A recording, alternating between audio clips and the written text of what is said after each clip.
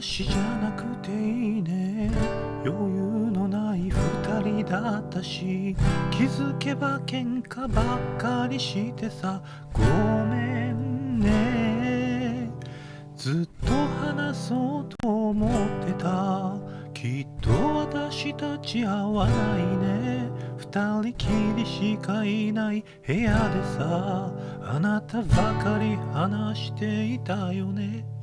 もしいつかどこかで会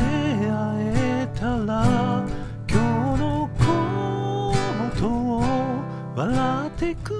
れるかな。理由もちゃんと